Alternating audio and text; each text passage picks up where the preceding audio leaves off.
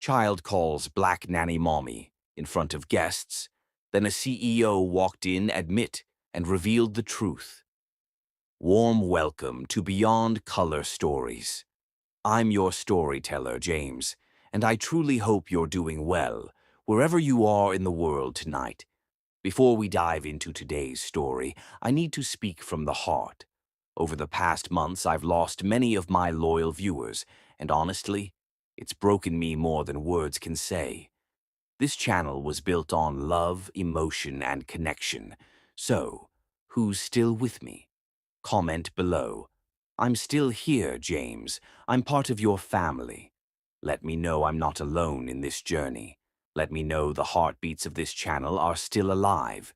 If you're new or just found me again, please join the community. Subscribe to the channel, turn on notifications, and let's rebuild this family stronger than ever. And before the story begins, here's a prayer for you, from my heart to yours. May love find you, even in the silence. May healing wrap itself around every wound you hide.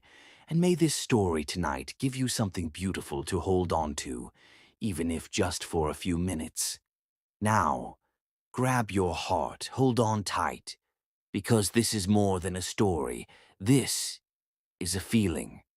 Let's dive in. In the heart of the city, where steel skyscrapers kissed the clouds and luxury reigned in every corner, there stood a sprawling modern architectural marvel, Jacob Warner's mansion, a symbol of unmatched wealth and power, encased in floor-to-ceiling glass and echoing elegance in every inch. Yet ironically, the grand home felt emptier with each passing day. Inside, there were chandeliers worth more than cars, staircases sculpted like art, and furniture imported from Italy. But not a single echo of laughter or warm voice ever filled the air, and no tiny feet ever ran down its long, polished corridors. It was a home designed for royalty, but absent of the joy even a common man's hut might hold. Jacob Warner, the owner, a man whose name alone sent tremors in boardrooms and pride in the hearts of stockholders, sat every evening in his tailored suits, holding a glass of rare whiskey, staring out at a skyline he once thought would fulfill him, yet now only mirrored his isolation. His life was a schedule, a performance, a public spectacle of perfection. Headlines labeled him a genius, the youngest self-made billionaire, the man with everything. But none ever looked close enough to notice the void behind those stormy gray eyes, or the deep, dragging loneliness in the way he walked from one empty room to another, with nothing but silence to accompany him. He was married to Aaliyah, by appearance a stunning woman, admired and envied for her charm, her wardrobe, her fashion sense, and her Instagram-perfect life. Yet Jacob knew better than anyone that beauty meant nothing when paired with cruelty, detachment, and a heart colder than winter's midnight. Aaliyah had married him not for love, but for the empire he commanded, and over the years she perfected the art of pretending in public, while erasing every trace of intimacy behind closed doors. Each morning was a ritual of silence. He would sit in his crisp shirts at the long marble dining table, a cup of black coffee before him, and she would sit across in her designer robe, scrolling through social feeds or speaking into Bluetooth earbuds about a party, a photo shoot, or a business deal, rarely sparing him a single glance unless it involved appearances. They were a married couple only on paper, a partnership bound by society's gaze but completely barren of affection, empathy, or connection. What hurt Jacob most wasn't her distance. It was the life they never built together, the child they never had, the moments that never existed.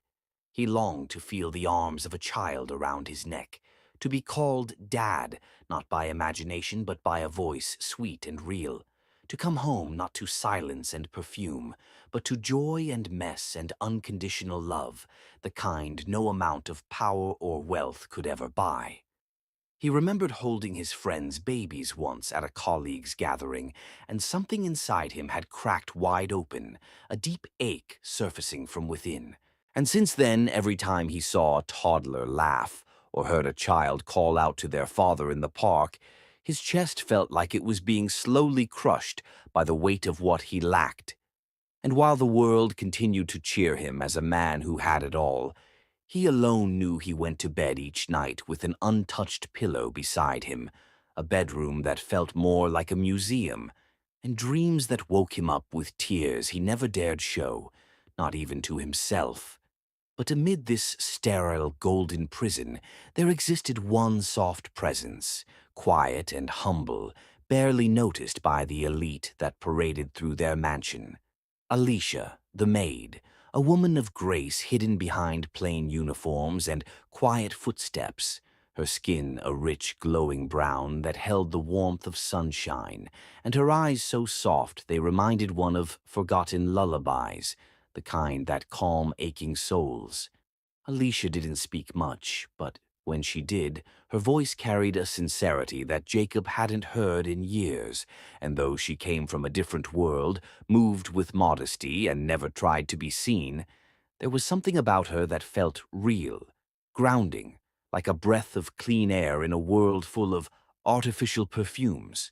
She worked with pride, folding napkins with care, polishing surfaces until they shone, tending to flowers like they were her friends.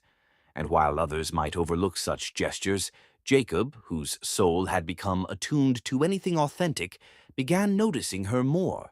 It started with small glances, how she quietly placed his tea, how she smiled politely without expectation, how she made the house feel slightly less suffocating when she moved through it. There were moments when their eyes met and she quickly looked away, but in those seconds something passed between them that felt inexplicably comforting. She often hummed to herself while cleaning the gallery hallway or arranging fresh lilies in the dining room, and Jacob found himself pausing outside the doorway, not to catch her off guard, but to just listen to that soft melody, a reminder that somewhere within this lifeless mansion, something still lived and breathed gently. Alicia's presence became the quiet heartbeat of a home otherwise declared dead from the inside. Her touches weren't romantic, yet they carried warmth. Her gestures weren't flirty, yet they stirred a forgotten softness in him. And slowly Jacob began to question what it was that kept drawing his eyes to her whenever she passed by, why her smile lingered in his memory longer than his own wife's voice. He told himself it was nothing, that he was merely grateful for her dedication. But deep inside, he was beginning to awaken from a numbness that had settled over years, and with each day he found himself waiting for a glimpse of her, as if her presence helped him feel human again.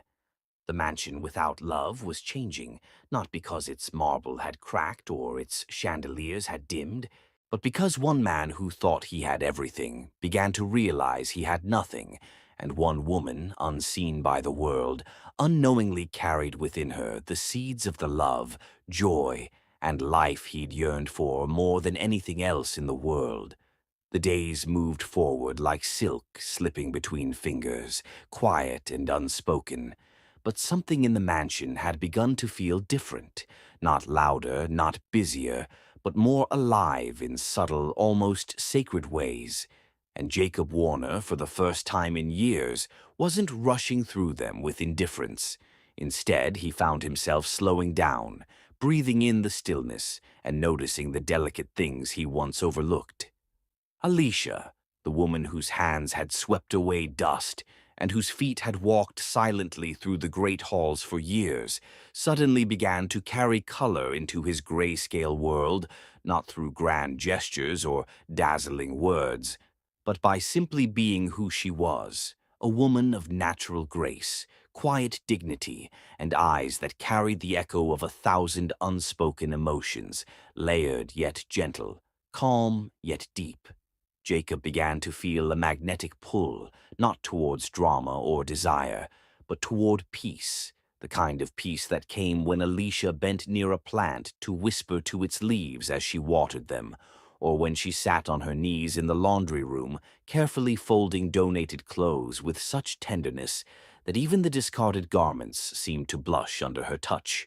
One such evening, as the sky outside wept in a gentle drizzle, and the sound of soft thunder echoed against the glass windows of the west wing, Jacob, still in his office suit, happened to pass by the utility room and paused, not out of curiosity, but because a sound reached him that made his footsteps freeze. A soft hum, a lullaby wrapped in melancholy and comfort, floating like mist in the air. He stood there, leaning lightly against the doorframe, unnoticed, as Alicia folded a small stack of baby clothes, donated items she had washed and ironed herself before packing for the shelter downtown. And though they weren't hers, she handled them with a love that shook Jacob to his core. He watched the way her fingers traced the sleeve of a tiny shirt, as if blessing it, the way she smiled gently at the print of a cartoon elephant on a onesie, and it felt like watching a memory that didn't belong to him, yet somehow brought a lump to his throat.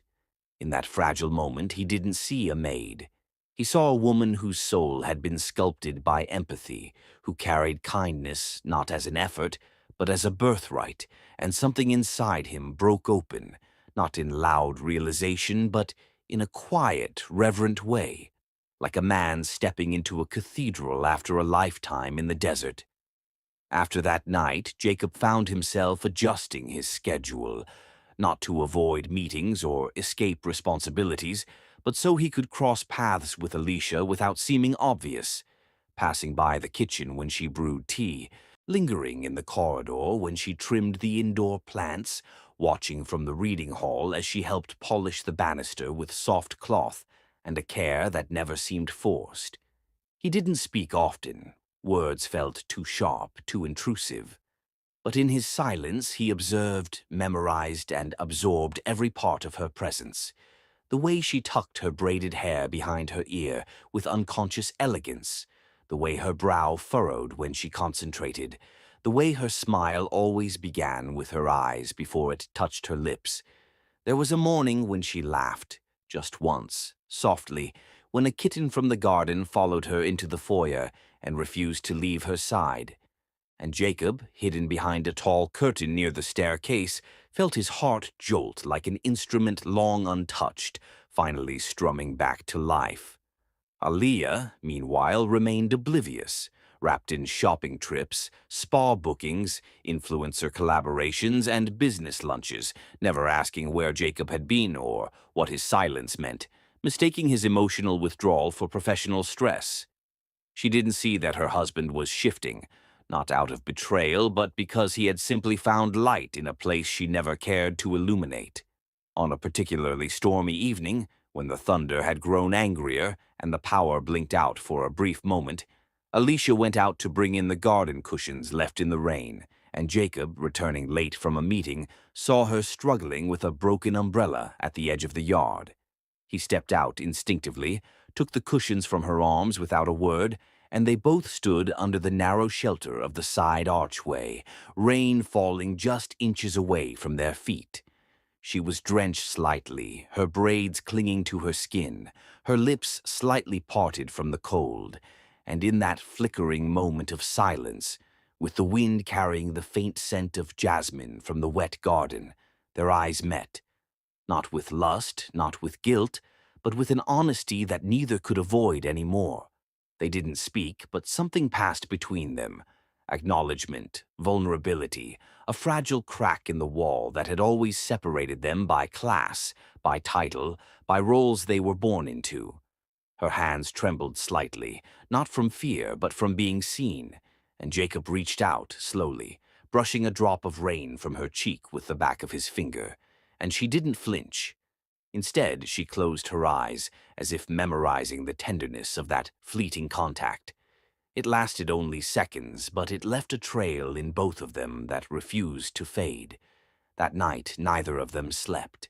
Jacob lay in his cold bed, staring at the ceiling, haunted not by guilt, but by the unfamiliar ache of something real blooming inside him, something he hadn't felt since his youth. Hope, longing, the seed of something dangerously close to love. Alicia, in her modest room near the staff quarters, sat with her arms wrapped. around her knees, heart pounding not because a rich man had touched her, but because for the first time in her life, someone had touched her soul without taking anything from it. Over the following days, the air between them grew thick with unspoken meaning. Jacob began offering her small moments of conversation, asking if she had eaten, thanking her for details that no one else ever noticed, and every time he said her name, it sounded like music composed only for her ears. Alicia responded cautiously with the quiet restraint of a woman who had lived her life serving, hiding, retreating. But she too had begun to feel it, the invisible thread tugging her heart toward his, not in desire but in recognition, as if two lonely souls had finally found their echo. He brought her a scarf one morning, saying he noticed the evenings had grown colder, and she took it with trembling hands, unable to look him in the eye.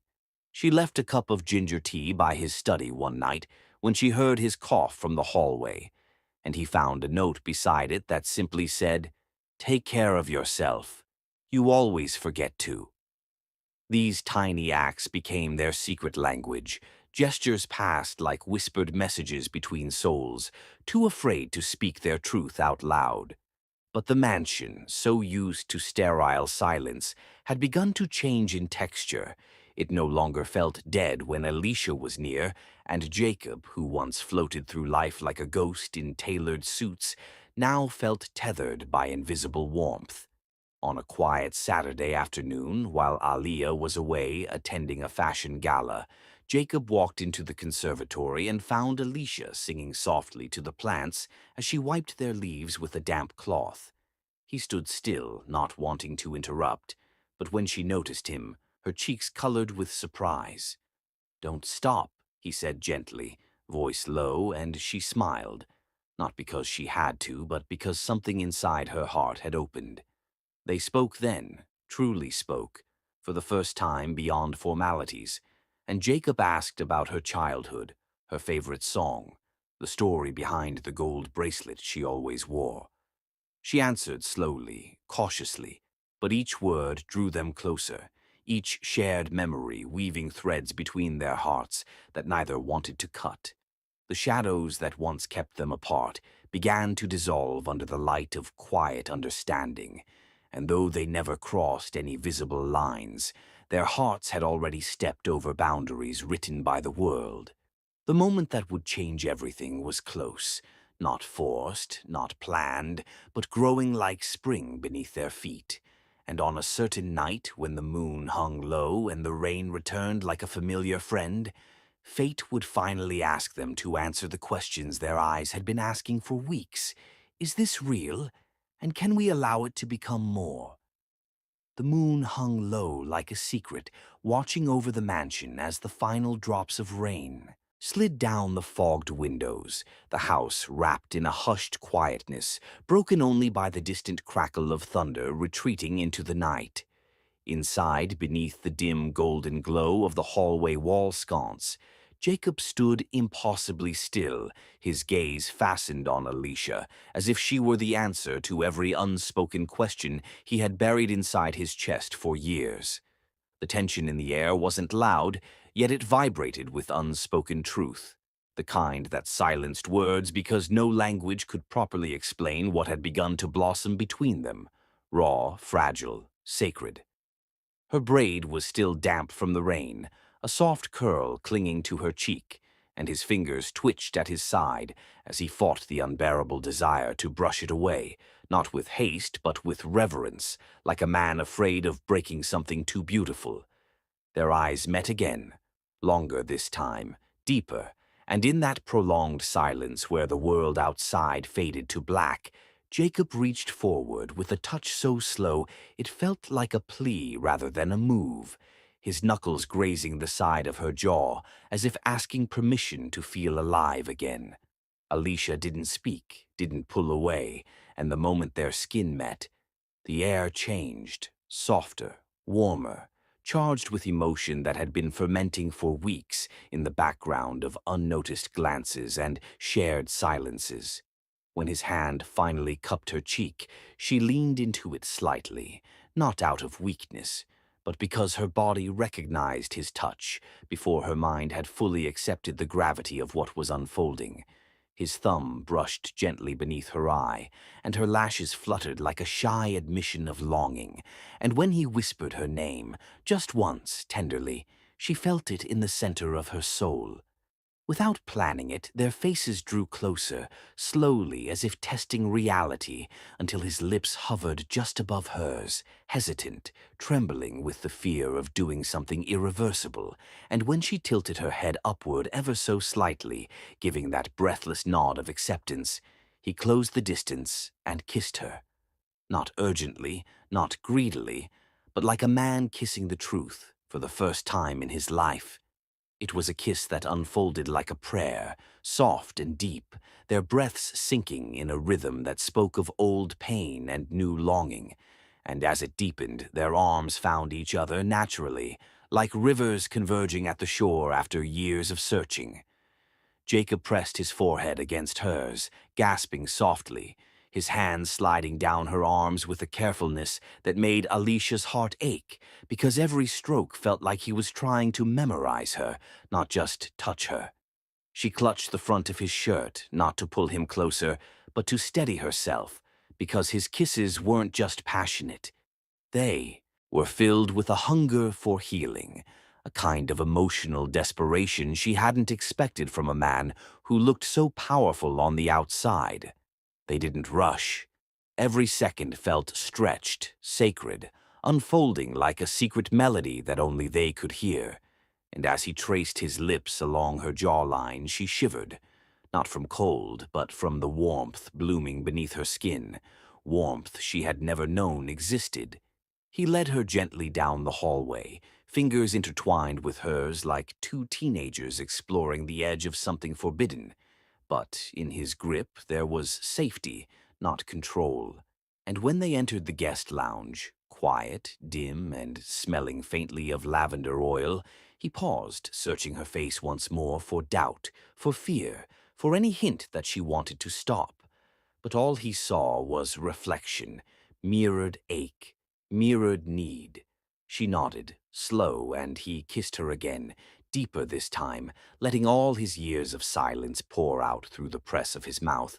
And she responded like a flame catching wind, wrapping her arms around his neck as their bodies finally found the courage to do what their hearts had longed for in secret. Every garment that slipped away did so not with haste, but with reverence, like pages turned in a fragile book, and with every inch of skin revealed, they learned each other like scripture, not just lovers. When he laid her gently against the soft throw blanket draped over the vintage couch, he whispered things against her collarbone, soft, cracked words of gratitude, of disbelief, of need.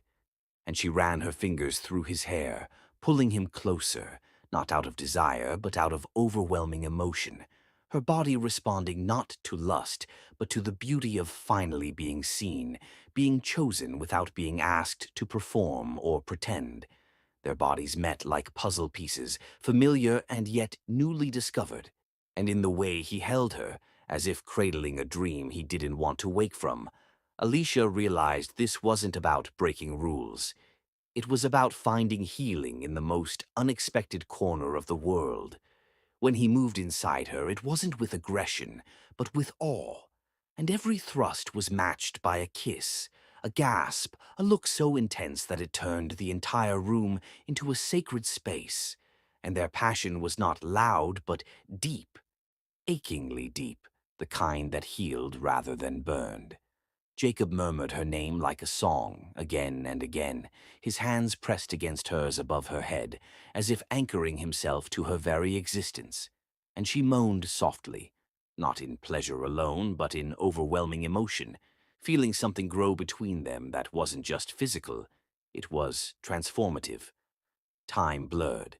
The storm outside waned into mist and silence, and as they collapsed into each other, breathless and tangled, Jacob buried his face in her neck, whispering nothing and everything all at once, holding her like a man afraid to let go, while Alicia stroked his back. With soft fingertips, her eyes brimming with tears, she refused to let fall, because even in the middle of this intimate miracle, a small voice inside her reminded her of the cost. They stayed like that for what felt like forever. His arms locked around her, her cheek against his chest, the warmth of their bodies tangled beneath the soft throw as the night gently bled into dawn. When the first fingers of sunlight crept across the rug, Jacob stirred, reality settling into his bones like cold water, and he pulled back slowly, meeting her gaze with an expression torn between wonder and guilt. He reached for his shirt without a word, his movements slow, deliberate, his back tense. And Alicia, still half-curled beneath the blanket, watched him with unreadable eyes, her arms folded protectively around herself, not from shame but from fear of what came next. He didn't speak as he stood, only ran a hand through his hair, his face haunted not by regret, but by the weight of consequence. And when their eyes met again, his lips parted as if to say something, but the words never came. He left without a goodbye, the door clicking softly behind him, and Alicia exhaled a breath she didn't know she'd been holding. She sat there in the silence, the afterglow still clinging to her skin like a fading dream, and closed her eyes, her fingers brushing over her lips that still carried his taste, knowing deep down that this night had altered something in both of them permanently. She didn't cry, she didn't smile, she just sat there with her hand resting gently over her abdomen, as a strange stillness overtook her, as if her body was listening, really listening to the silence, because somewhere deep inside something had changed. A spark, a shift, a quiet miracle. She didn't know what it was yet, but her heart did. Destiny had planted more than passion that night. It had planted a future. The sunlight filtering through the lace curtains painted soft patterns over the floor where Alicia still sat, her hand unconsciously resting over her lower abdomen as her thoughts spiraled deeper into a maze she couldn't escape from. And for days after that night, she moved like a ghost within the mansion, doing her tasks, answering when called, smiling when expected. But every now and then, when alone, she would stop, pressing her fingers gently over her belly, wondering if the flutter she felt was real or imagined, if it was nerves or the first whisper of life growing inside her, because something had shifted, something was different, and her body, despite the confusion in her mind, knew it with frightening certainty. It wasn't until nearly 4 weeks later, after sleepless nights and a missed cycle that sent alarm bells ringing in her head, that she found herself standing in the tiny bathroom adjoining her small staff room, holding a stick between trembling fingers, watching the lines appear like a cruel miracle. Two of them, bold and undeniable, shouting what her heart had suspected long before her mind could accept it. She was pregnant, and the father was the man who paid her salary, the man who had never said he loved her, the man who carried guilt in his eyes every time he passed her in the hall without a word. Her knees buckled slightly as she leaned against the sink, staring at her reflection. The same eyes, the same face, yet nothing about her felt familiar anymore. She was now someone who carried a secret too large for her chest, too sacred for the air around her.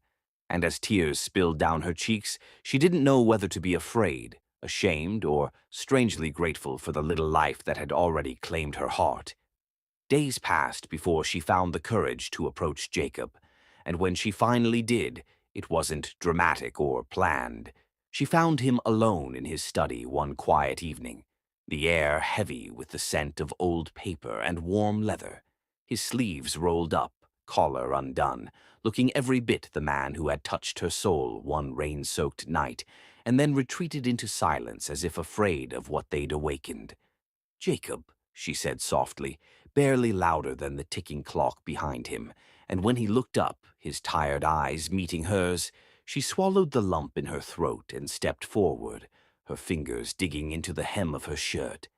"I need to tell you something, and I don't know how." He sat back in his chair slowly, the pen in his hand forgotten, and gave her his full attention with the kind of quiet gravity that made her knees weak, not because of fear, but because his presence still shook her. "Go on," he said, voice steady, no edge, no coldness, just that patient warmth that had once kissed every inch of her soul. She hesitated only a second longer before reaching into her pocket and pulling out the folded test she had kept like a guilty relic, handing it to him with shaking fingers. "I didn't plan for this," she whispered, her voice cracking, "but I'm pregnant, and it's yours." Time stalled. Jacob didn't move, didn't blink. He stared at the object in his hand as if it were a burning letter from a life he had tried to bury, and for a long moment, silence engulfed them, the kind that makes your chest tighten with anticipation and dread, until finally he stood, not with anger or accusation, but with a slow exhale that sounded like the release of 1,000 regrets. He walked toward her, stopping just inches away, and gently took her hand, curling his fingers over hers, his eyes locked on the trembling lines of her lips. "Then we'll raise him," he said softly, "even if I have to lie to the world." Her breath caught, startled by the calm in his voice, the unexpected strength in it, and when she looked up, what she saw in his eyes wasn't fear or denial. It was resolve, the quiet kind that makes mountains move. "No one will know," he continued, his thumb brushing over her wrist. "Not Aaliyah, not the staff. I'll claim the child as mine, officially. I'll file adoption papers if I have to. He'll be born into this house with my name, and he'll never know shame." Alicia's chest caved in as fresh tears welled in her eyes, not from grief, but from the strange, aching hope that bloomed despite everything. "Why would you do that?" she whispered. "Why would you protect someone who could ruin your reputation?" Jacob's eyes softened, and for the first time in weeks, he looked at her not like a stranger or an employer, but like the man who had kissed her like the world was ending. "Because he's mine," he said simply, "and so are you, even if the world doesn't know it." She wanted to argue, to remind him this wasn't love, that they had no promises, no plan, but the sincerity in his voice disarmed her, made her feel seen, safe, even when the world outside still felt terrifying. That night, they didn't kiss, they didn't touch, they just sat in the study, her leaning into the crook of his arm, his hand resting protectively over her stomach, as if silently vowing to defend the life they had created, even if the cost was silence and shadows. In the days that followed, nothing outwardly changed. Jacob remained the composed CEO, Alicia, the quiet maid. But beneath the surface, something sacred had begun to bloom. She moved through her tasks with a subtle glow, not the dramatic kind that drew attention, but a soft light in her eyes that even the cook commented on. "You look different these days," the older woman said with a curious smile. "Peaceful." Alicia just nodded, hiding her hands beneath her apron as she pressed her palm lightly against her belly, where the faintest swell was beginning to appear. Jacob, true to his word, checked on her quietly, never publicly, never boldly, but in passing moments when no one watched, he'd leave warm water by her door, fresh fruit in the kitchen labeled with her name, or brush his hand gently across her back as he walked by, offering her strength without demanding anything in return. Each time he did, her heart swelled, not just because of the child, but because of the man who had chosen her and the life inside her over the comfort of denial.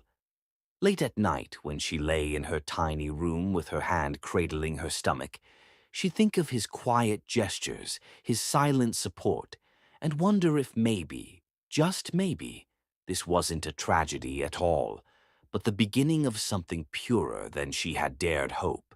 She didn't need grand confessions or diamond promises. She just needed what he was already giving her: consistency, care, and quiet loyalty. One evening, after dinner, Jacob paused in the hallway as she passed, their eyes locking for a single heartbeat. He looked tired, his jaw tight from another day of managing empires. But when he saw her, saw the small roundness beneath her dress, saw the softness in her expression, his features eased, and he offered her the smallest, most genuine smile she'd ever seen on his face.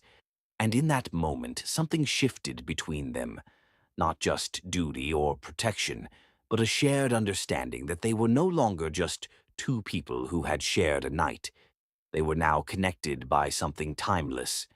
As the weeks went on and her belly began to curve outward like a gentle secret she could no longer fully hide, Alicia worked slower, more carefully, her body moving with a new rhythm, and every time Jacob saw her from his office window, he felt a strange pride swell in his chest, a warmth he hadn't expected to feel, as if watching his own future take shape in the form of a woman who had once been invisible to the world, but had become everything to him without even trying. They never spoke of love. They didn't need to. It lingered in the spaces between their silences, in the way he poured her tea before meetings, or the way she folded his coat with quiet tenderness before hanging it up. And though the world outside remained oblivious, within the walls of that mansion, a new chapter was already being written. A chapter wrapped in quiet glances, shared burdens, and the miracle of a heartbeat growing stronger each day. For Alicia, every time she felt the flutter of life within her, she didn't feel alone. She felt chosen. And for Jacob, every time he heard her laughter echo faintly from the kitchen, something in him cracked open further, making room for the kind of devotion he had never known how to give. Until now. The final weeks of Alicia's pregnancy passed beneath a hush of stolen glances, hidden smiles, and nights filled with quiet anticipation. And when the moment finally arrived, it came not with screaming chaos, but with a surreal calm, a pre-dawn silence that cloaked the city like velvet, as Jacob helped her into the car, his hands trembling more than hers, his heart pounding like he was the one about to bring life into the world. And when they reached the discreet clinic arranged under his own name, no records, no paparazzi, no noise, he sat outside the delivery room alone, the sterile white walls pressing in on him as time stretched like taffy, every second dragging like a lifetime as muffled sounds came and went behind the closed door, his hands clasped tightly in his lap, his jaw clenched with 1,000 emotions he couldn't name. And when a nurse finally emerged and called his name softly, he stood like a man waking from a dream, walking with stiff legs into a room where the air suddenly changed, where the noise of the world faded into the background, because in Alicia's arms lay something he had never seen before. His son, pink-skinned, wrinkled, eyes barely open but already holding the weight of galaxies in them. And when the nurse gently placed the baby into his arms, Jacob froze, not because he was scared, but because he had never known what it felt like to hold a piece of your own soul outside your body. And in that moment, as the baby made a tiny cooing sound and grasped his finger with impossibly small fingers, Jacob's vision blurred with tears he didn't care to hide, his breath catching with reverence as he whispered the name he'd been saving in the chambers of his heart. Roy, a name that meant king, because no crown ever forged in gold could compare to the weight of this miracle now resting against his chest. He stayed there for what felt like an eternity, pressing a gentle kiss to Alicia's forehead as she looked up at him with tired, glowing eyes, her smile soft and worn, but filled with more grace than anything he'd ever witnessed. And though they said little, their hearts roared silently with the shared truth of what they'd created, with the wonder of knowing their love, however hidden from the world, had carved something eternal into existence. 2 days later, he brought them home, shielding them from curious eyes, spinning a story he'd crafted carefully. A distant cousin had passed, the child had no guardians, and Jacob, being the benevolent relative, had stepped in to adopt him.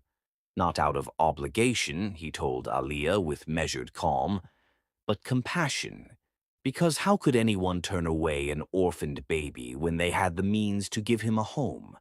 and though Alia arched a brow, her eyes calculating, she said little beyond a shrug and a half-hearted nod, too consumed with her upcoming gala and business ventures to dig deeper into a truth she didn't want to own. The staff was instructed to treat the baby with the utmost care, but none of them were to question Alicia's role, and so she remained the nanny in title. Yet everything in her gaze, every touch of her hand, every note in the lullabies she hummed, proved she was infinitely more. And Jacob, watching her cradle Roy in the quiet corners of the nursery, feeding him with sleepy tenderness in the moonlight, carrying him against her chest as she moved through the mansion with a mother's rhythm, felt his own soul shift in ways he couldn't explain, as if this secret world they lived in, though wrapped in silence and shadows, had become the only place he could truly breathe. Roy, with his dark curls and dimpled smile, became the sun around which Jacob's entire life revolved, and with every gurgle, every twitch, every tiny cry that silenced the house, Jacob found himself rushing, forgetting meetings, stepping out of conferences just to press his lips to the baby's forehead, whispering words he'd never said to anyone, soft, vulnerable confessions that melted into Roy's skin like warmth. Alicia, too, bloomed in ways Jacob hadn't imagined possible. Motherhood softened the edges of her, added light to her step, a grace to her voice, and he watched with quiet awe as she raised their son in the only way she knew, full of song, softness, and sacrifice, never demanding recognition, never once asking for what was rightfully hers, but loving Roy with such complete devotion that even the walls of the mansion seemed to pulse with her heartbeat. Days bled into nights and nights into weeks, and still Aaliyah remained indifferent, offering nothing more than a polite nod when passing the child, her eyes vacant of curiosity, her hands never once reaching to hold him. And Jacob, though aware of how unnatural it was, never confronted her, because part of him was grateful, in a twisted way, for the distance that allowed him to preserve the fragile truth he'd built with Alicia. This sacred bubble where Roy knew only love, only arms that never let go. His first smile arrived on a golden afternoon, sunlight pouring through the nursery windows like honey, as Alicia tickled his tiny belly, and Jacob watched from the doorway, arms crossed, a rare softness in his stance. And when Roy's mouth curled into a gummy, perfect smile, Jacob felt something inside him rupture, a silent earthquake that cracked open every wall he'd spent a lifetime building, and before he knew it, he was kneeling beside them, kissing Roy's head, then pressing his lips gently to Alicia's temple, whispering, "Thank you," though the words barely scratched the surface of all he owed her. Roy's first word came months later, "Dada," a garbled sound that echoed through the high-ceilinged living room, where Jacob had been reading contracts with half a mind, and the moment he heard it, the pages fell from his hands like autumn leaves, his heart lodging in his throat as he looked at the baby across the room, arms raised, eyes wide with trust. And for once, Jacob didn't care about appearances, didn't care who was watching. He crossed the room in seconds, scooping Roy into his arms with a laugh that sounded more like a sob, hugging him close as Alicia smiled from behind, her own eyes glassy, because they both knew what that word really meant. Home. The mansion, once cold and echoing with expensive silence, now breathed with warmth. Nursery rhymes replacing boardroom silence, tiny footsteps pattering against marble floors, and in every hidden moment, in every glance Jacob and Alicia shared across hallways or breakfast tables, a silent truth pulsed louder than any words ever spoken. They were a family, no matter what the world chose to see. And yet, as months slipped by, Jacob found himself increasingly tormented by the lie that held them together, by the mask he wore each day while watching Alicia pour her entire soul into their son without a nameplate, without the right to even claim what was already hers. And it ate at him slowly. The way staff addressed her with cold professionalism, the way Aaliyah never questioned Roy's uncanny resemblance to Jacob, the way he had to keep his love for Alicia, locked behind doors, his touch reduced to stolen seconds when no one watched. Sometimes at night, after Roy had fallen asleep against Alicia's chest and she lay dozing on the couch, Jacob would kneel beside her, brushing hair from her face, pressing soft kisses to her fingers as he whispered things he couldn't say in daylight, promises he longed to make real, oaths that burned in his chest every time she smiled at him like he was still the man she fell for, not just the man who hid her in shadows. He dreamed of a world where she could walk proudly with Roy in her arms, where the word Nanny was erased from their lives, where Aaliyah's cold presence no longer loomed over their happiness. But he knew, deep down, that until the time was right, until the truth could be protected instead of punished, he had to wait, had to hold his silence like a shield, even as it chipped away at the very man he was becoming. But in the quiet corners of the mansion, where lullabies replaced judgments and a child's laughter washed away the weight of secrets, Jacob found something stronger than shame, something purer than pride. He found peace, not in perfection, but in the imperfect love that existed between a man, a woman, and their son, hidden in plain sight, yet louder than any truth ever spoken. And so, though the world still called her nanny and the paperwork said adopted, every heartbeat in that house, every candle flicker, every breath in the nursery knew the real story. That Roy was born of love, raised by hands that had never once let him fall, and that one day, when the moment was right, the truth would no longer need to hide, because love this real could never stay in the shadows forever. The nursery door clicked softly behind Jacob as he stepped out into the hallway.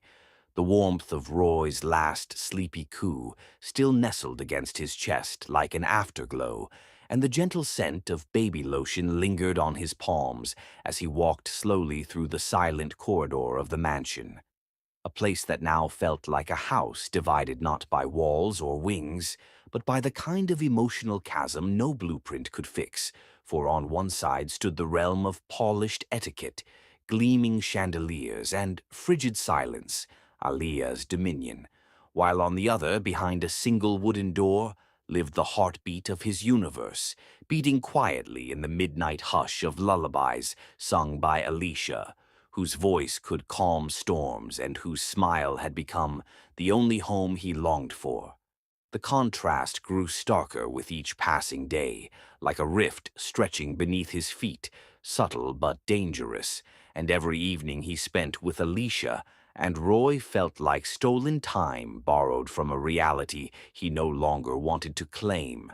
Aaliyah, ever poised and proper, had recently taken to hosting weekend soirees, wine-tasting events, and stiff dinners where she laughed too loudly and wore gowns too tight for someone who hadn't known touch in over a year, and Jacob played his part like a reluctant actor, offering polite nods and cold hands, making excuses to slip away before dessert, his mind always drifting back to the nursery where he knew Alicia would be rocking Roy softly, humming some folk melody from her village that never failed to make the baby smile in his sleep.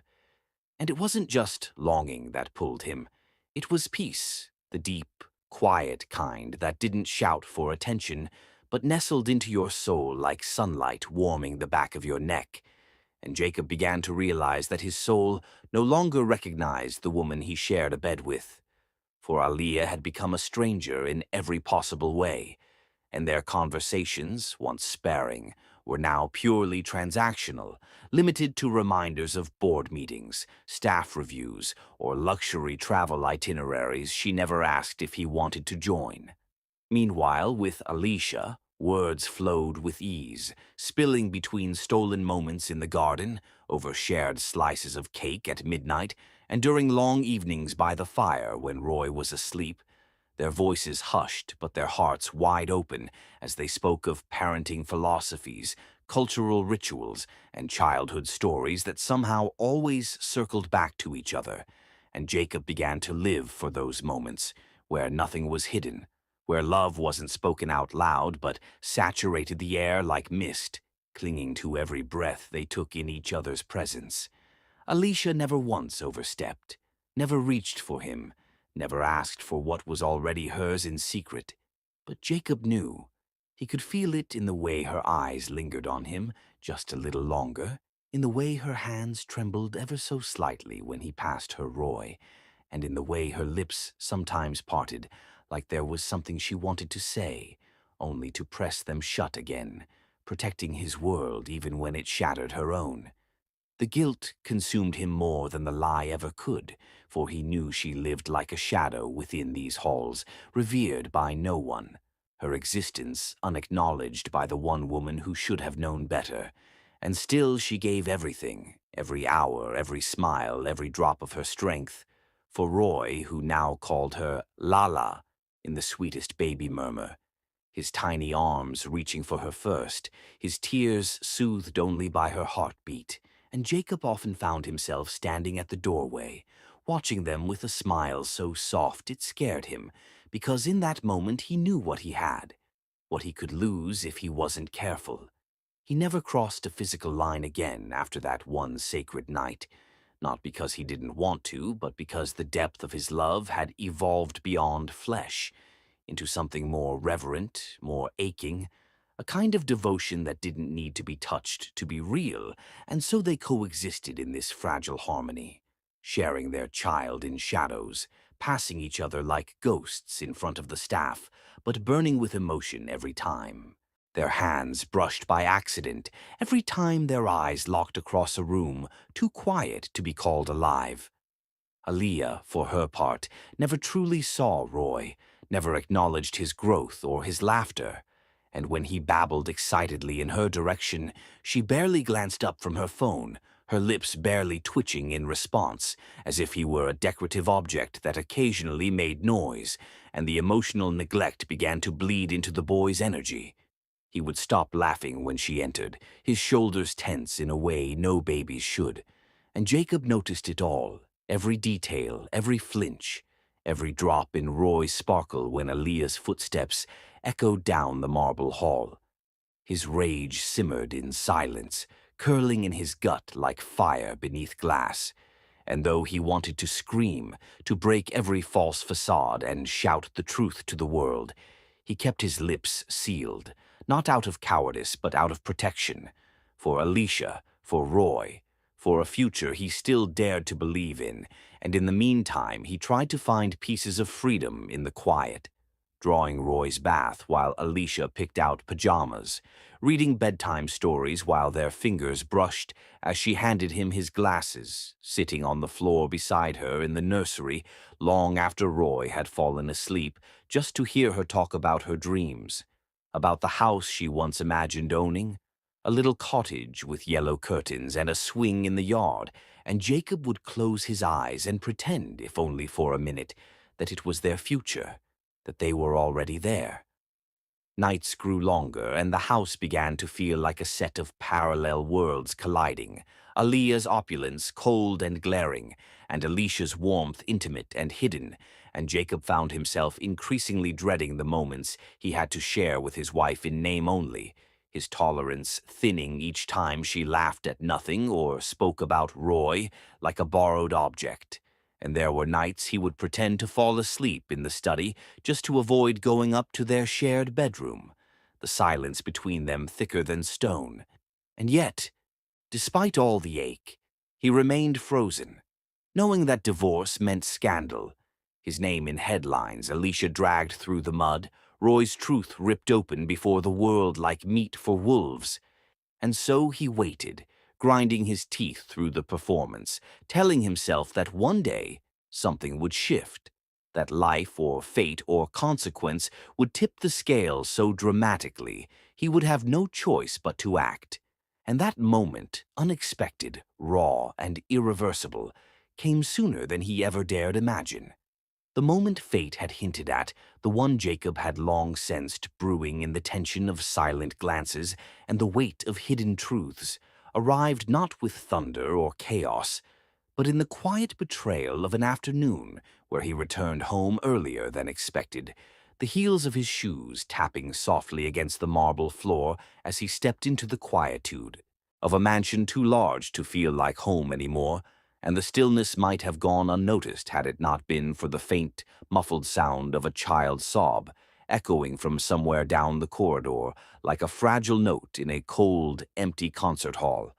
And Jacob's instincts sharpened instantly, the sound slicing through the mundane with a terror that only a father could feel, his steps quickening as he followed the broken sound past polished portraits and velvet curtains until he reached the hallway just outside the formal lounge, where he saw, without warning, without mercy, the flash of Aaliyah's cold, manicured hand pushing their small son aside with careless disgust, her voice sharp and venomous as she hissed, "Useless child," in response to nothing more than a simple spill of orange juice that had splattered across her prized Persian rug.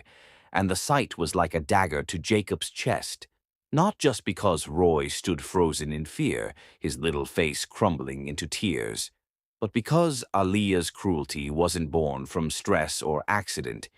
It was deliberate, calculated, the kind of dismissal that made Jacob feel like the air had been punched from his lungs. He didn't speak, didn't shout, didn't roar as he might have once imagined he would in a moment like this. Instead, he moved forward with slow, deliberate purpose, his jaw clenched, his fists curled at his sides, every muscle in his body thrumming with the fury of a man holding back a storm. And as Aaliyah turned and walked away without a second glance, her heels clicking coldly against the floor like punctuation to her disdain, Jacob dropped to one knee and scooped Roy gently into his arms, the boy trembling like a leaf, his little fists clinging to Jacob's collar, his eyes wide and wet and filled with a question that shattered Jacob from the inside out. Why did this happen? Why would a mother push her child away?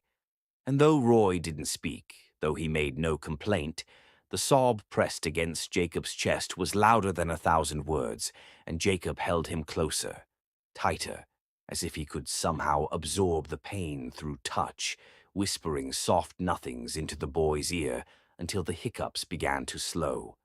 Without another word, he turned and carried Roy down the corridor, not to the main bedroom or the nursery, but to the room that truly felt like home now, the soft, warm sanctuary that smelled like baby powder, storybooks, and jasmine-scented oil, where Alicia sat folding tiny socks, her face lighting up with instant concern as she saw Jacob walk in holding Roy against his chest.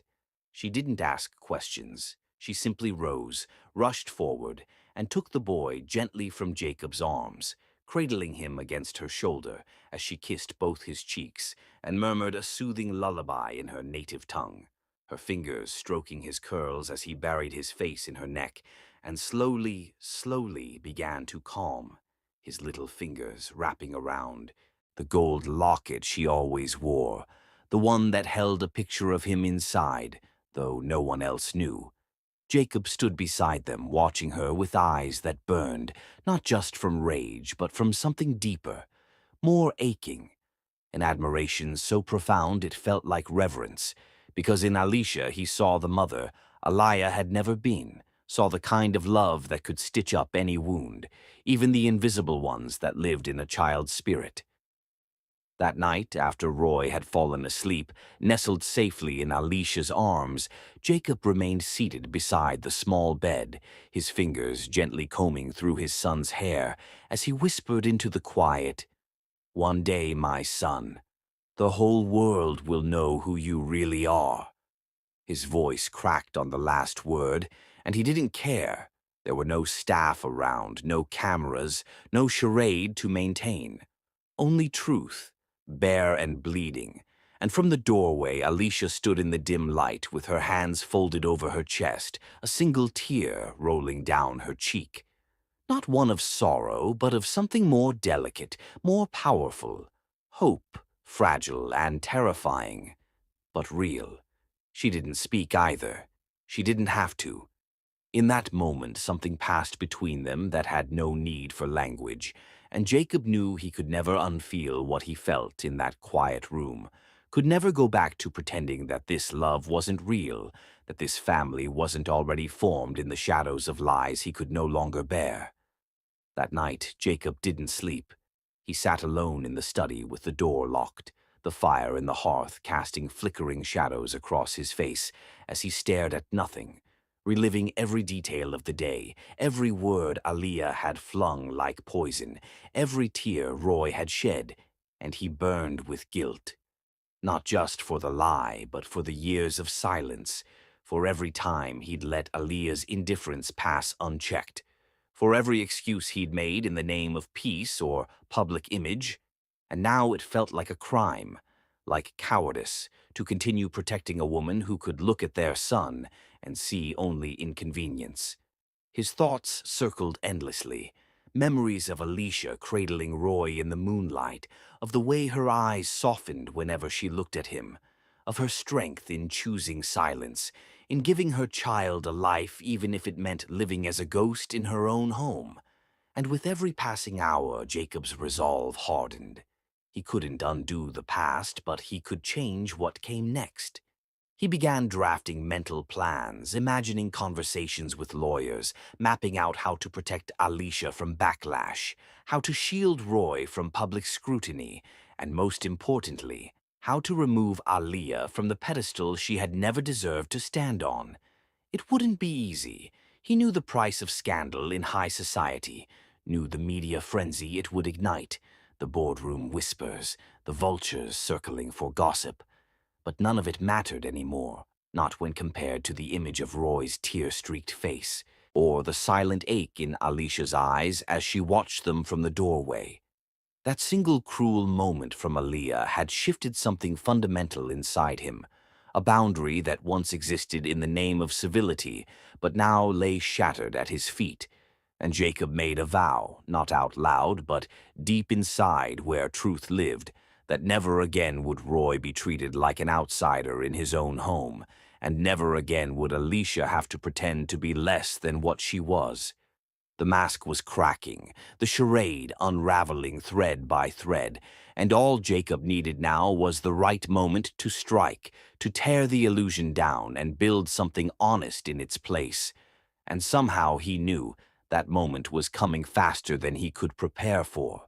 The stillness of the night after Roy's cry and Jacob's silent vow gave way to a morning unlike any other, a morning of artificial beauty veiling the brewing storm. For today was Aliyah's birthday, a day usually orchestrated with flawless detail, decadent perfection, and shallow applause, yet now holding the scent of something inevitable, like rain waiting to fall on silk. The mansion awakened early, house staff hurrying in starched uniforms, decorators stringing gold satin across banisters, florists filling every vase with imported blooms, and caterers buzzing around with trays of caviar and champagne flutes, all orchestrated under Aliyah's sharp gaze and even sharper tongue as she moved through the preparations in her golden robe, flanked by her stylists and her ego, demanding perfection from every inch of her surroundings, oblivious to the invisible cracks in her world. Alicia, like always, kept to the corners, gliding through the shadows of the celebration with quiet grace, her hands arranging lilies along the central table, her eyes keeping close watch over Roy, who had been dressed by Jacob himself in a miniature tuxedo that made him look like a prince lost in a kingdom of masks. The boy's laughter echoed softly as he ran from room to room, marveling at the decorations, the glittering chandeliers, the balloons shaped like stars, his innocence piercing through the brittle glamour like a candle in a cave.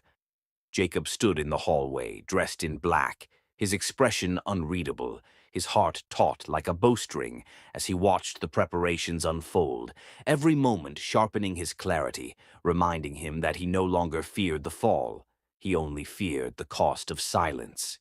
As evening descended, the mansion shimmered under golden lights, limousines lined the driveway, and guests filtered in one by one.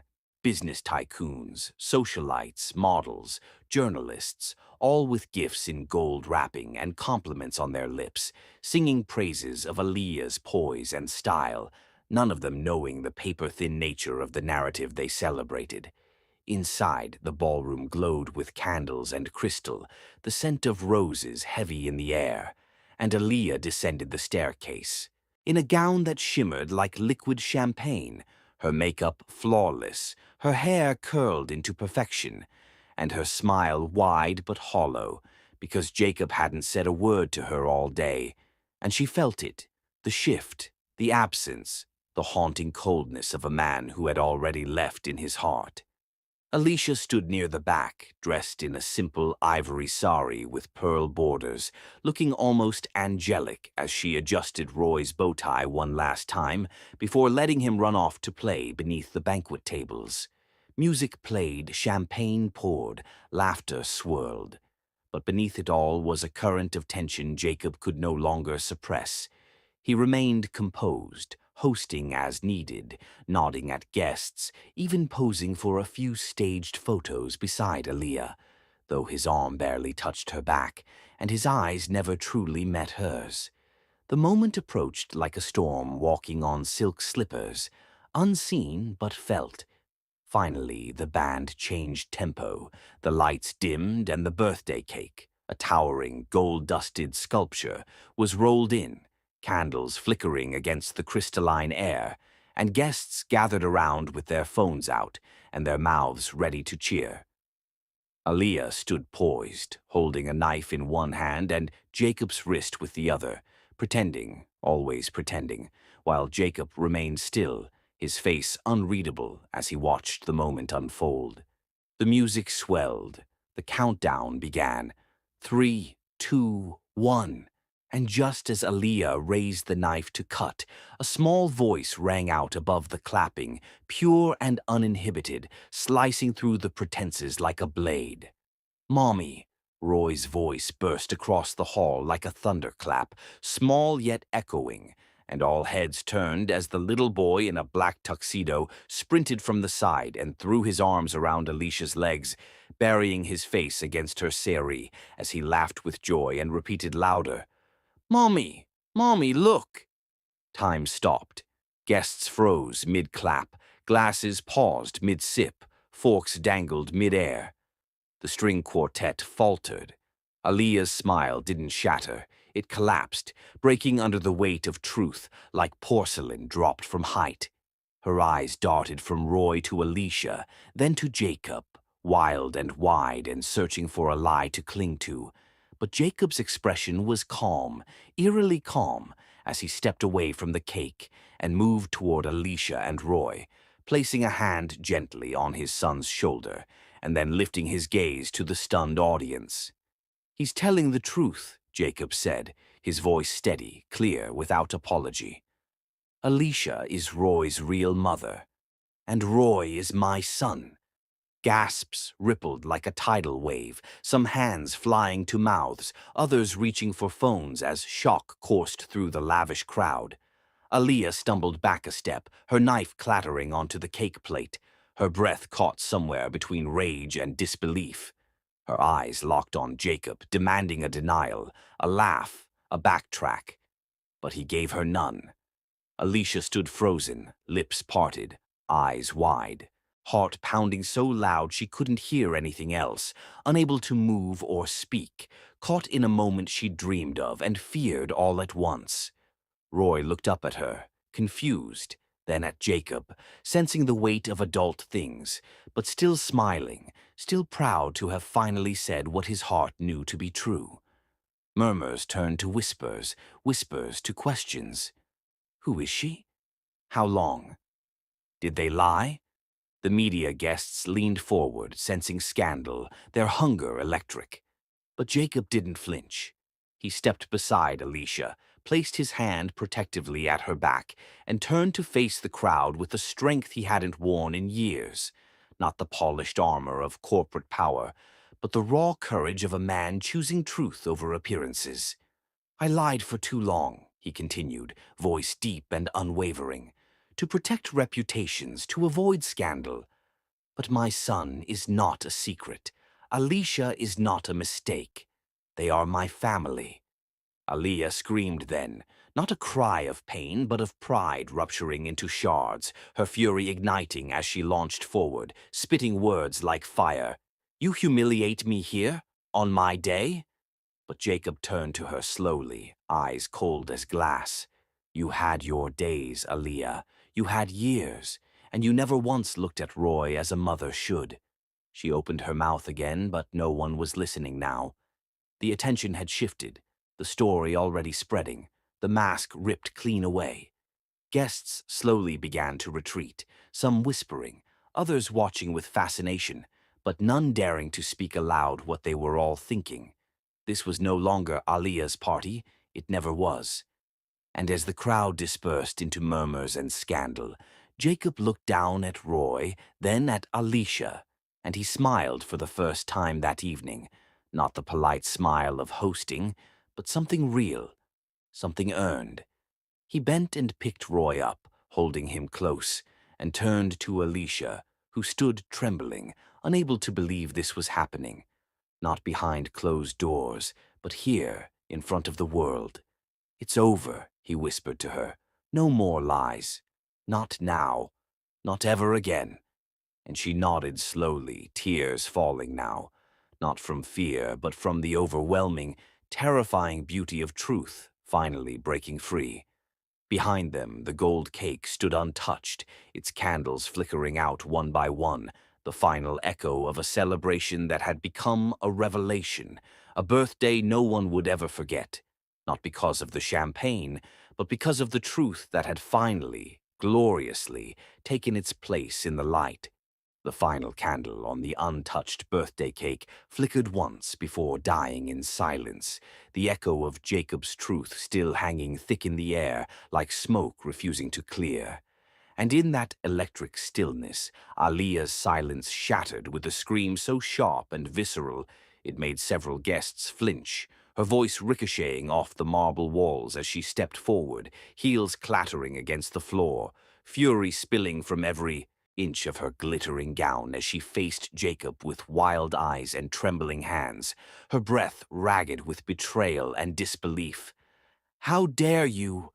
How dare you humiliate me like this?" she hissed, her voice cracking under the weight of exposed pride, of a carefully sculpted illusion ripped apart in front of a crowd that once adored her.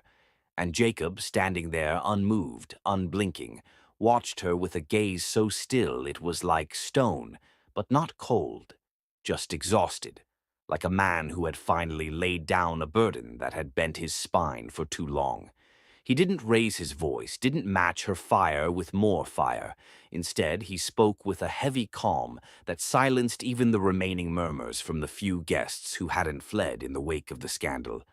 "I didn't humiliate you, Aaliyah.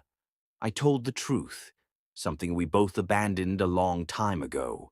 And at those words, Aaliyah's face twisted, her painted lips curling into a sneer as she threw her hands into the air. "Truth? What truth? That you slept with a maid and called it love? That you lied to the world and me, parading around with your dirty little secret like it's something noble?" But Jacob didn't flinch, his attention never drifting from Alicia and Roy, who stood a few feet away, a picture of quiet heartbreak and innocence as Alicia's fingers curled tighter around her son's waist, her face streaked with silent tears, and Roy, sensing the tension but not understanding the source, buried his face into his mother's neck with a soft whimper, just needing the comfort of arms that never let go. Jacob finally turned fully to Aaliyah, his jaw tense, but his voice unwavering as he said, "Yes, I slept with her. And it wasn't a mistake. It was the only moment of truth in a life full of lies. That night gave me a son. That night gave me a reason to wake up when you gave me nothing but loneliness and rehearsed affection."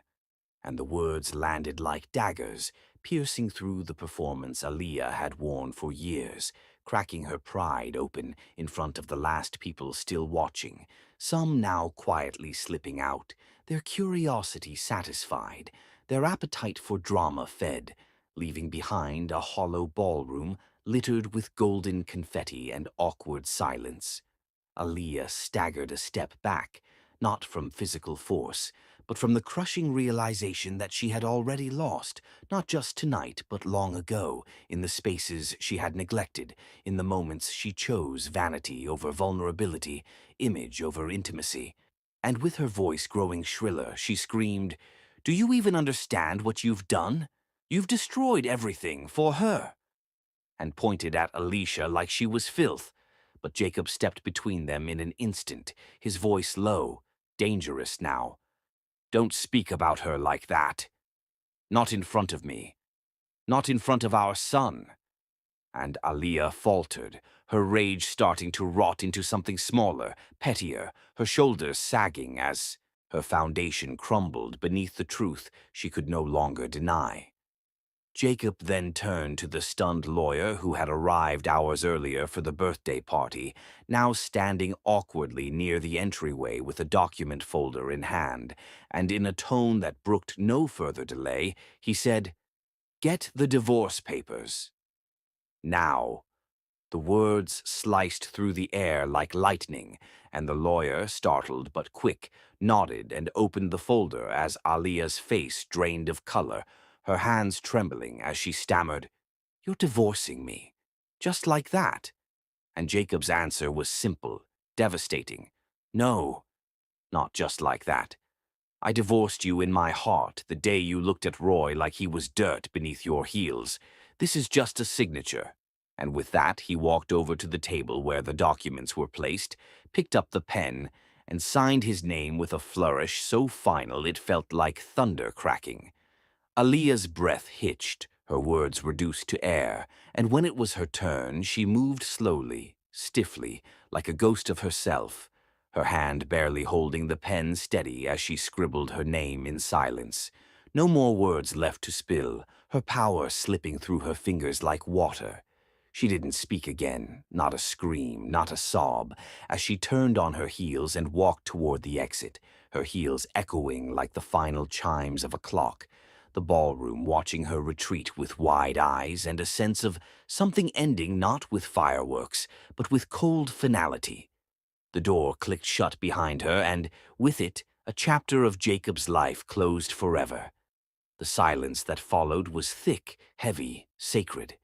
Jacob stood still for a moment, the signature still fresh on the paper, and then turned slowly toward the two people who now held all the light in his world. Roy looked up from Alicia's arms, his big eyes curious again, unaware that a door had just closed on everything he never needed. Jacob crossed the room slowly, his gaze fixed on Alicia, who stood like she was caught between disbelief and emotion, her body frozen but her eyes brimming. And when he reached her, he knelt down, lowering himself not just to Roy's level, but to hers, to the level of honesty, of grounding, of love stripped of grandeur. He placed a hand on Roy's head and then looked up into Alicia's eyes, voice breaking the hush around them, not with grandeur but with grace. "I'm sorry it took me this long to come home to you, to us." Alicia's lips quivered, her free hand rising to her chest as though holding her heart from breaking open. Jacob's eyes never left hers, not for a second, and in the quietest, most sincere voice he had ever used, he whispered, "Marry me. Not because we share a child, not because the world will talk, but because I've never known peace until I loved you. Because you are the only place I've ever felt whole." Alicia's breath hitched, her body trembling as Roy reached up and cupped her cheek, whispering, "Say yes, Mommy." And the innocence in his voice shattered the last of her walls.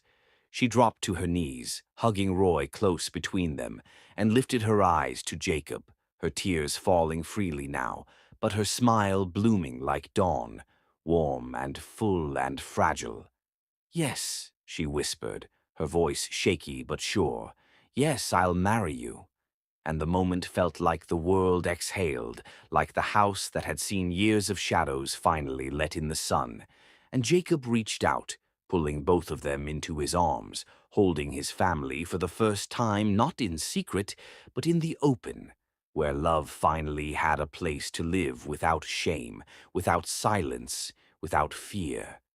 The world outside their embrace no longer mattered, as Jacob held Alicia and Roy tightly in his arms beneath the dimmed golden chandeliers of the once sterile mansion that had finally breathed warmth after years of quiet decay, the kind of warmth that came not from flames or walls, but from love made whole. And in that sacred stillness, with Roy pressed safely between them and Alicia's heartbeat thundering in Jacob's ears, the three of them knew something greater had begun. Not a repair of the past, but the creation of a future untouched by old wounds. And it was that very night, with the ink still drying on their confessions and the ashes of former pretenses still faint in the air, that Jacob took Alicia's hand into his and whispered with a softness that melted against her cheek like snow in spring, "Let's not wait another day." And though her eyes widened and her lips parted in awe, she did not ask him to explain, for in her heart she already knew that he meant vows, not borrowed ones wrapped in diamonds and press releases, but true vows woven from years of missed chances and wordless love. And so the following morning arrived not with fanfare, but with sunrise spilling golden light into a garden that had long been untouched, where the white roses bloomed like shy witnesses to a ceremony whispered beneath the branches of a quiet magnolia tree. And Alicia stood barefoot in a flowing white dress, so simple and delicate it looked like it had grown from the earth itself. Her curls pinned gently, her eyes glowing not with makeup or jewelry, but with the kind of joy that cannot be painted, while Jacob stood opposite her in a pale ivory shirt, with sleeves rolled to his elbows, his gaze never leaving hers as Roy, in his tiny tuxedo and untamed excitement, tossed flower petals from a basket he'd insisted on carrying himself, the air filled with his giggles every time a gust of wind tugged his jacket to one side, and the officiant, a kind older woman from the nearby chapel Jacob had found that morning, began to speak with reverence, her voice blending into the rustling of trees and chirping birds. And Jacob, with a steady hand and a voice that carried the weight of every silent year before this moment, said, "I promise not just to love you, but to honor the battles you fought alone while I stood behind glass. I promise never to let you face another storm without me holding the umbrella." And when he slipped the delicate band onto Alicia's finger, her tears came in quiet waves, not from sadness, but from the overwhelming relief of being seen, truly seen, and her voice trembled when she replied, "I promise not just to be your wife, but your peace, your shelter, your home. Because even when you weren't mine, my heart never stopped beating your name." And Roy clapped loudly at the end, shouting, "Yay! Mommy and Daddy are married now," as they kissed, not the kind of kiss that draws stares or applause, but the kind that melts into skin and bone, soft and sure, two souls greeting one another after years of longing from separate shores.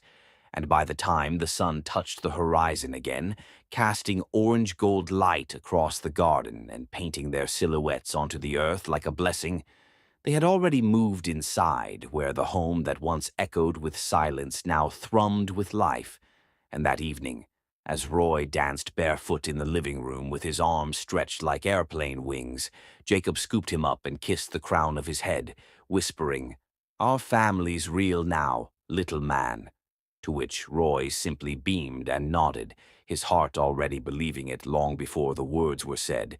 And upstairs, candles flickered on polished shelves as the master bedroom glowed in the warm light of anticipation. The bed dressed in soft white linen, and petals scattered from Roy's earlier play still dotting the hallway like a path toward something sacred. And when Alicia stepped out of the bathroom wrapped in a delicate silk nightgown, her belly barely showing but glowing with the warmth of new life, Jacob watched her with a reverence that made her skin flush, not from embarrassment, but from the way he looked at her like she was the sky, and he was a man learning to breathe under its light.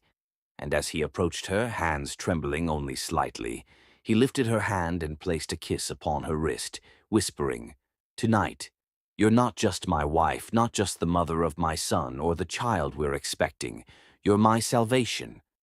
And she reached for him, her fingers tracing the line of his jaw with tenderness, replying, "And you are every dream I tucked away when the world told me to settle." And their lips met again, not in haste, but in devotion, slow and aching, years of withheld need unraveling with each brush of skin, each sigh against collarbones, each touch that reminded them that they had found not just love, but refuge. And they made love not like strangers discovering bodies, but like soulmates rediscovering each other in their truest form, his hands reverent as they traced every curve, every freckle, every scar, her breath catching every time he whispered her name, like a prayer between kisses that tasted like promises. And when their bodies finally stilled, wrapped together in quiet joy, Jacob lay with his head resting gently on her belly, pressing a soft kiss to the spot where life grew anew, his voice thick with awe as he said, "This child will know nothing but love, I swear it." And Alicia, brushing her fingers through his hair, replied, "They'll be born into a world where love built every wall." And downstairs, Roy had fallen asleep with his favorite stuffed bear tucked beside him, a new family portrait resting on his nightstand, the three of them laughing in the garden that morning. And as Alicia rose later that night to check on him, she pressed a kiss to his forehead and whispered, "Sleep, my heart," before returning to her husband who waited for her in bed, his eyes never closing until hers did, their hands linked under the blanket, fingers tangled in soft silence. And outside, the mansion that once held secrets now held joy. Music playing faintly from the old phonograph in the hall, laughter dancing in the corners, and love filling every corridor like incense, wrapping the home in something sacred and alive. And though the world outside still gossiped and guessed, they no longer feared the noise. For in that mansion the only truth that mattered was this: the maid had become the queen, the billionaire had become a man reborn, and the child born from scandal now slept in peace, surrounded by a love that was never meant to be hidden, only finally, beautifully revealed. As dawn painted soft strokes of lavender and gold across the velvet sky, the once silent mansion now hummed with the life it had long been starved of, and in the still hush of early morning, the rhythm of tiny footsteps pattering across the polished floors played like music against the heartbeats of two souls who had learned over time and trials what it meant to truly be each other's breath. And when Jacob stirred beneath the ivory sheets, his arm instinctively reached out to draw Alicia closer, her soft warmth nestled into the crook of his body like it had always belonged there, her breath steady, her lashes fluttering lightly against her cheeks, as dreams still clung to her like dew on early roses. And before the sunlight fully claimed the room, the voice of a child rang with sleepy innocence. "Mommy, Daddy, wake up! Pancakes!" As Roy burst into the room in mismatched socks, a playful streak of syrup already clinging to the edge of his cheek, holding a plate he had carefully attempted to prepare, and Jacob groaned playfully while Alicia sat up with a laugh that had once been tucked away behind years of restraint, but now flowed freely, rich with the joy of motherhood, and mornings that didn't begin with chores or pain, but with shared memories and the unbreakable bonds of family. And as Jacob pulled his wife into a kiss, laced with unspoken gratitude, he murmured, "He's you, you know, full of light." And Alicia smiled, brushing her fingers over Jacob's chest, where his heartbeat thudded steadily, whispering back, "No, he's us, built from broken pieces that somehow made something whole." And with that they joined Roy downstairs, where crayons littered the dining table alongside toy dinosaurs, and morning cartoons echoed faintly in the background, and the kitchen smelled of maple, cinnamon, and everything warm, because Alicia had turned every corner of the once museum-like estate into a living space, every inch of marble now softened by throw blankets, framed drawings, Roy's stick-figure family portraits, and the occasional forgotten teddy bear on the stairs, and Jacob, once a man of steel and spreadsheets, now found his most important meetings happened over breakfast debates about superhero capes and bedtime stories read under glow-in-the-dark stars stuck to Roy's ceiling. And over the years, the whispers from the world outside, the murmurs from former board members, tabloids that once lived to twist their tale, faded like old ink on paper, irrelevant against the blinding brilliance of their truth. And while the city still remembered the scandal, the real story, the story of a powerful man and a quiet woman who taught him how to feel, of a boy born in shadows who became the heartbeat of a home, became a legend not of shame, but of love that defied every boundary and bloomed louder than judgment. And as time unraveled in seasons filled with birthdays, scraped knees, slow dances in the kitchen, and stolen kisses in garden corners, Alicia grew more radiant with each passing year, her hands no longer calloused from servitude, but soft from painting, from baking, from holding the lives she had poured her soul into. And Jacob never stopped looking at her like she was the very first sunrise he had ever seen. Every curve of her body, every line of her smile etched into his memory with reverence. And on the night of their 7th anniversary, as the sky unfolded into a blanket of stars, and Roy danced barefoot across the grass, holding sparklers in each hand, Jacob took Alicia's hand beneath the old magnolia tree, the very same spot where they had once spoken their vows with trembling lips and hopeful hearts, and with the same tenderness that had once built a love out of ashes. He pulled her close and whispered, "You've given me a life I never even knew I wanted. I was rich once, but now I'm whole." And Alicia, her eyes glistening with tears and joy, rested her forehead against his and replied, "We built this from nothing but truth and love, and I'd do it all again, even the pain, just to land here with you." And as Roy raced toward them, wrapping his arms around their legs with an exuberant group hug that made them both laugh, Jacob lifted him into his arms and kissed the boy's cheek, feeling the miracle of family pressed close to his chest.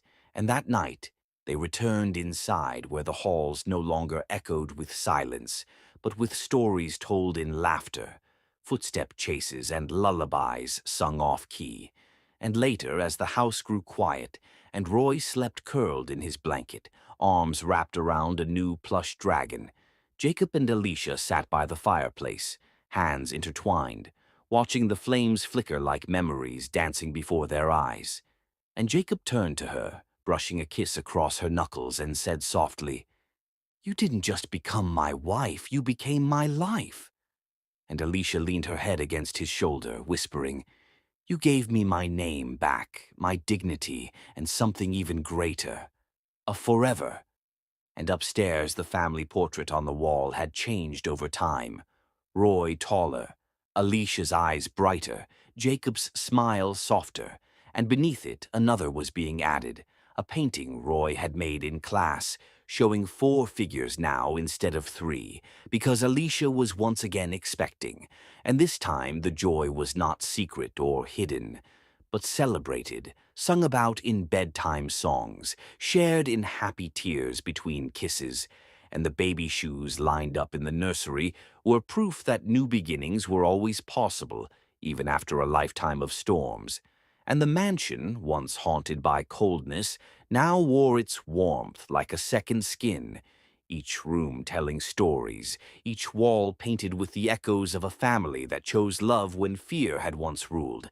And long after the world stopped watching, long after the drama faded and life settled into quiet joy, the story of Jacob, Alicia, and Roy lived not in headlines, but in the way Roy screamed, "Mom!" from the top of the stairs with a scraped knee and ran into her arms because he knew love would always catch him, in the way Jacob reached for Alicia every night like he still couldn't believe she was real, in the way Alicia stood in the garden, smiling at the roses as she felt life blooming inside her, remembering every night she cried alone and understanding now why fate made her wait.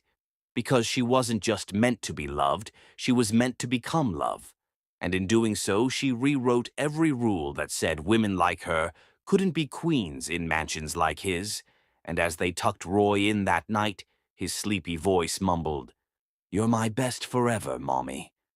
Daddy, too." And Alicia kissed his forehead and whispered, "And you're our heart." And Jacob turned off the light with a soft smile, pulling her close again in the hallway, and they stood there, wrapped in silence. Not the kind that hurt, but the kind that held, that soothed, that said without words, "We made it."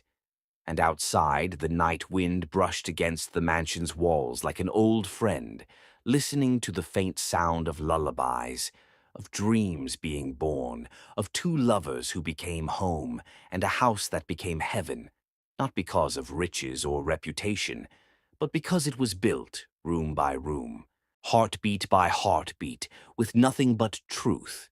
And in that truth, they didn't just find each other, they became each other, and the sound that echoed through the mansion for years to come was not scandal or silence, but the eternal rhythm of family, of love that never needed to be hidden again.